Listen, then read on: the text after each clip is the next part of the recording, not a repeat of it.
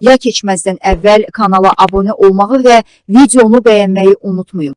Baş Prokurorluq və Əyin Gəncədə məktəblinin ölümü ilə bağlı birgə məlumat yayıb.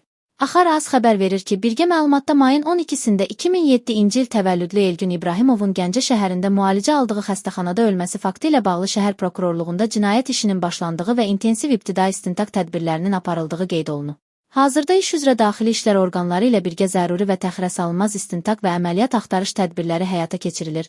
Habelə hadisənin bütün halları, səbəbləri və mexanizmi tam, hərtərəfli və obyektiv şəkildə araşdırılması məqsədilə zəruri ekspertizalar təyin edilib.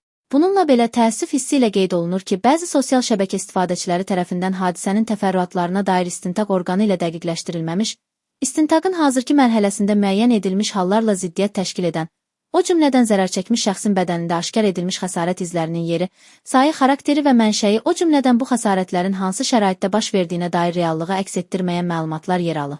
Bu cür əsassız və dəqiqləşdirilməmiş məlumatların tirajlanması, ictimaiyyətin obyektiv və doğru informasiya ilə təmin olunmasına xələl gətirməklə yanaşı, ictimaiyyətdə süni ajotaja səbəb olur.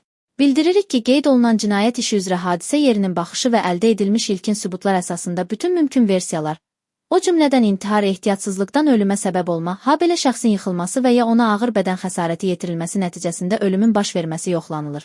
Baş Prokurorluq və Daxili İşlər Nazirliyi bir daha xatırladır ki, istintaq aparılan dövrdə cinayət işləri üzrə məlumatların yayılması yalnız rəsmi dövlət qurumlarının təsdiqlədiyi informasiyalar əsasında aparılmalı, xüsusilə cəmiyyətin həssaslıqla yanaşdığı məsələlərdə məsuliyyətli və qanuna uyğun davranılmalıdır. Odur ki, sosial şəbəkə istifadəçilərindən və ictimai fəallardan bu məsələdə yüksək həssaslıq göstərmələri, istintaqın gedişinə mane ola biləcək və cəmiyyətdə çaşqınlıq yarada biləcək informasiyaların yayılmaması xahiş olunur. İbtidai istintaqın nəticəsi barədə ictimaiyyətə əlavə məlumat veriləcəkdir.